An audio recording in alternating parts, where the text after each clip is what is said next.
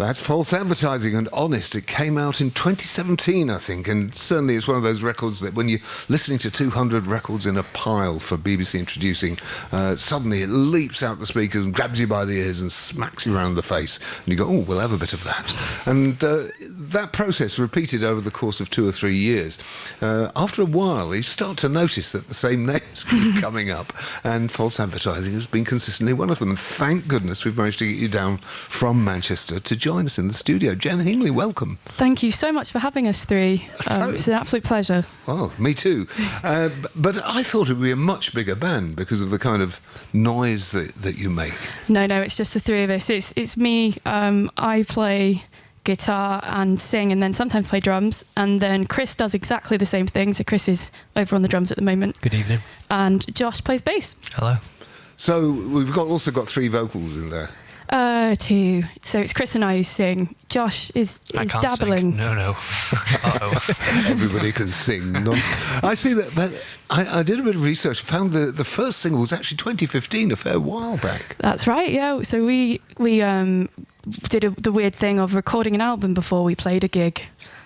So was that the False Advertising album that came out in 2015? Yeah, that's right. Amazing. Yeah, it's thanks to Chris and his producer credentials. Yeah. I was lucky at the time. I'd set up a ramshackle studio above a pub, and we actually had the Orioles in. I used to record them before they signed to Heavenly, and I was basically working for free in order to record our own stuff as a payment sort of process. Well, it certainly paid off, and now here you are, the first official album, a completely different set of songs. I mean, you must be phenomenally prolific. How many songs have you written to date? Oh, that's a good question. There's a lot that don't get through the kind of gates of... It's the rule of 9, isn't it? You have to write 9 bits of rubbish to get to one real killer. Nailed it. Yeah, that's correct. But there's been an awful lot of killers. What are you going to play for us first? We're going to play a song called You Won't Feel Love off our new album.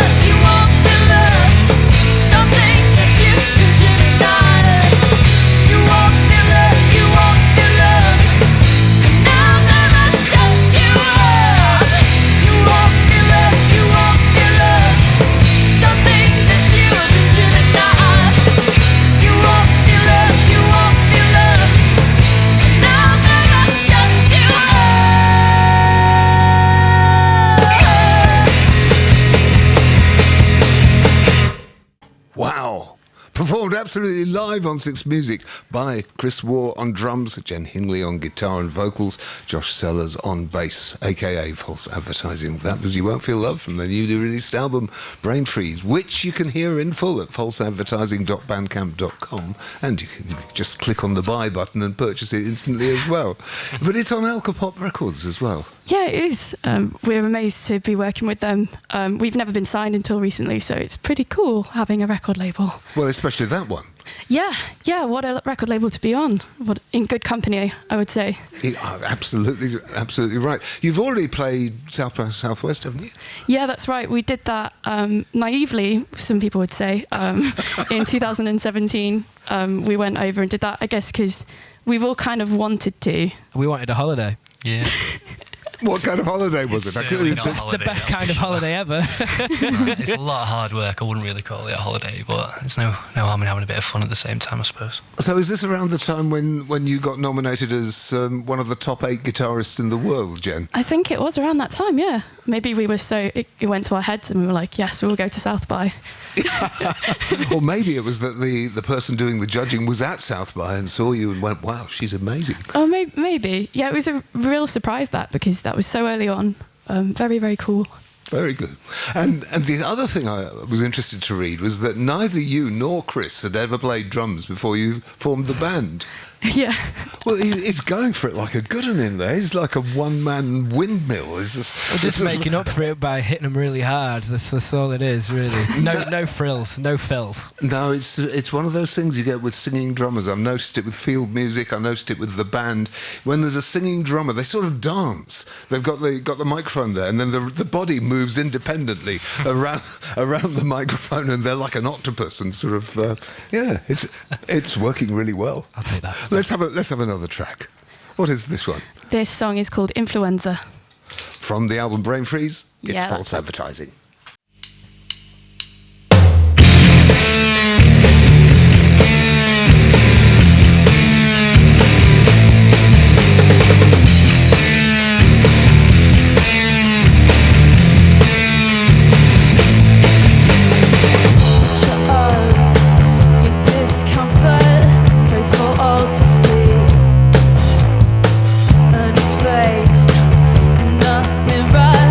Looking back on me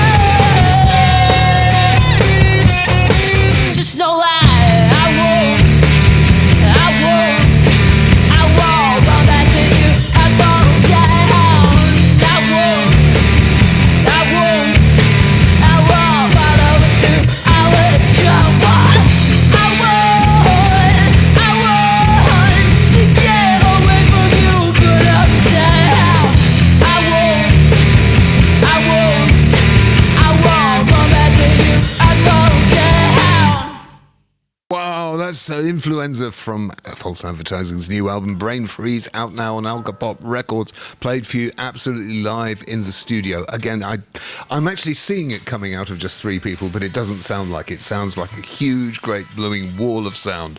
We'll hear a track from the album itself so you can hear Chris's production skills and their general studio proficiency after this, and then we'll get back to a couple more live tracks. It's Wasted Days coming up after this. That's False Advertising and Wasted Days from the album Brainfreeze, available at falseadvertising.bandcamp.com, and False Advertising themselves have come all the way down from Manchester to play for you live on air here at Six Music. Of course, if only we were coming from Salford, you wouldn't have had to make the great trek, but it's lovely. It's lovely to have you here. I live a very short walk from that one, actually, but we're not. It's fine. It's totally fine. Okay. Now, you produced all the early stuff. That's right, yeah. On account of having control of your own studio and being able to barter your time. Exactly. In exchange for making the first album. Who has produced the record we just heard? So a wonderful man called Luke Pickering. He's the understudy to Paul Epworth at the Church Studios, and he decided to take us on, and he didn't even want paying, and we decided to pay him anyway because it's just ridiculous. You can't not do that. Yeah, and plus we got PRS funding, so it was a no-brainer. He was And so good to us. We had to reward him, didn't we? Yeah. And then it got mastered by a guy called Pete Fletcher as well, who lives up in the Outer Hebrides. I really want to visit. Black Bay Studios, I believe. Yeah. And I mean, apologies to him because we went through about 25 versions of the master because we're very pedantic. But those guys did such an amazing job, and they were so passionate the whole way through. We really can't fault them. It's not often we get a bona fide record producer sitting behind a drum kit talking to us. So I like to take the opportunity to pick your brains, Sure. because we so often hear all this stuff about mastering. It was mastered by so and so. Sure. But what does that even mean for the lay listener out there in Radio Land? You've done it. You've mixed it. You've made it with what sounds like this comes out the speakers. Why can't you just put it straight on a record? Yeah, I mean, people do refer to it as a dark art, and you can understand why, but at the same time, I mean, you've got to imagine that everyone's speaker systems are very different, whether it be headphones or PA systems or cars, and the idea really is to make it sound as good as it can on everything, and that's the primary function, really, I would say, of a mastering engineer. So they take a finished stereo master that is just the mix that you've delivered out of the studio, Yeah. but then they weave some magic spell or sprinkle some magic fairy dust over it to make it sound even better. Nailed it. Yeah, compression, EQ, all sorts of stuff, magical things with valves in, all that sort, analog gear, It's about getting it to sound good when it's being played from different formats as well. Yeah, so you might yeah. mix it differently for like a digital stream or Radio. vinyl, CD, Or vinyl, radio, yeah. etc. Well, you know what? Here would be a chance for us to give you an extra plug in next week's show, or maybe a couple of weeks' time. Why don't you send us the original non-mastered version of one of the tracks of your album, and we can play it back to back with the mastered version, and people can hear Be for happy to. themselves. Yep. Luke, if you're listening, get on it. Okay. Okay, what's the next live track? We're playing a track called You Said. Hurrah!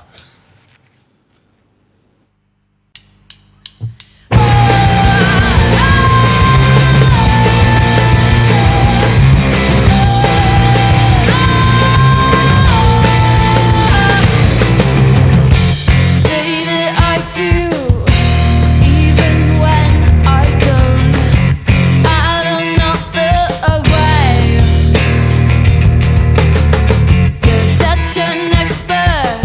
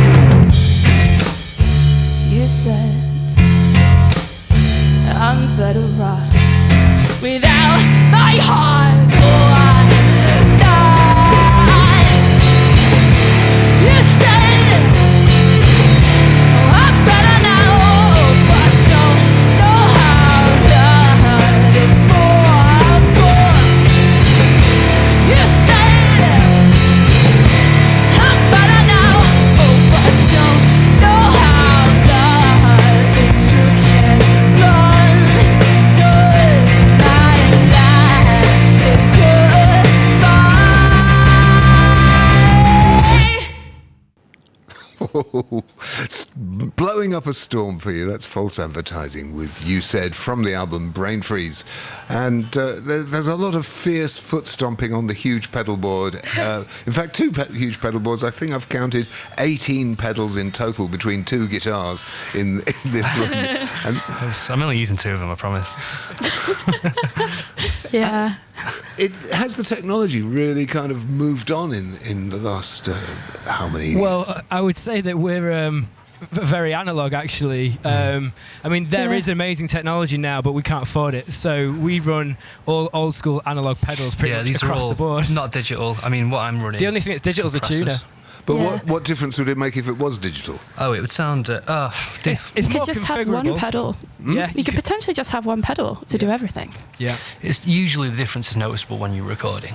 Live, not so much, and the technology's gotten so much better that you really, really can't. But money starts to sort of get involved with that. But there's new modelling stuff like the Axe Effects other brands are available. Who, it's expensive, but it's supposed to be amazing. But it basically means you don't need an amplifier, you don't need pedals, you don't need a lot of stuff. We like things that make the amps do the work. So it's like that's sort of what we're all about, I guess. Yeah, it's because people don't go to a gig to hear a sound. They go to witness a performance. Yeah, they want to feel it. They actually want to. Yeah, exactly. Yeah. You want air being moved in the room for sure. Our equipment does break on occasion, though. So we was trying to be as honest as possible, stripping it back to this is a guitar, this is an amplifier with a speaker in it, and this is what it sounds like when we play it. Yeah, That's supposed to be like the crux of the core idea there. Well, I've got to say, having been born in 1950, seen the 60s firsthand, been in part of the punk boom in the 70s, I've seen a lot of bands doing a lot of playing, and you can do any amount of production and clever effects and noises and all the rest of it. What it actually comes down to is playing, and the playing between the three of you is phenomenally tight. How much rehearsal has gone into the live set? I mean, do you spend a lot of time? Probably more than we thought, to be fair. We've fortunate enough to have our own rehearsal space that we used to share with another band called the Hyena Kill, which we don't anymore. But yeah, we've rehearsed a few times a week, don't we? I mean, it's 3 to 4 times a week in the run up to a tour, and we've just done like 11 dates back to back, so that's helped. Yeah. I just love seeing the things, Jen just moving off the mic to give a great big roar of sort of rage in the background, way off mic, so that you get a different sound on the vocal, and then coming on forwards and doing the things, and everything dropping in the right place. Yeah, I've listened to it back in the past where I've just forgot to beef back, and it's just a bit intense, so hopefully it sounds okay. You have been listening to False Advertising performing live on BBC Radio 6 Music, and their new album Brainfreeze is out now on Alcopop Records, and you can hear it at falseadvertising.bandcamp.com. Let's have one final track from said album. What is it going to be? It's called Reading It Wrong. Live on 6 Music, it's False Advertising.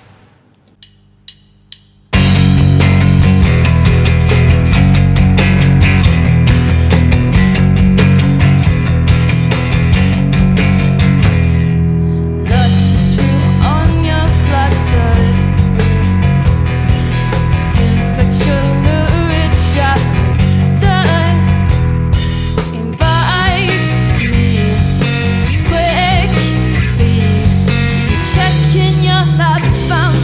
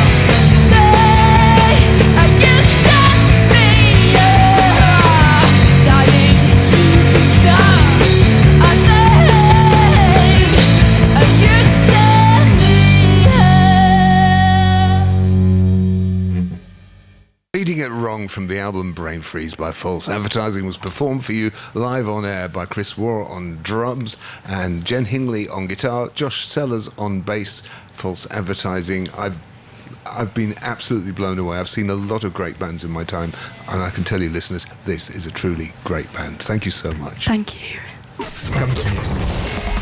BBC Radio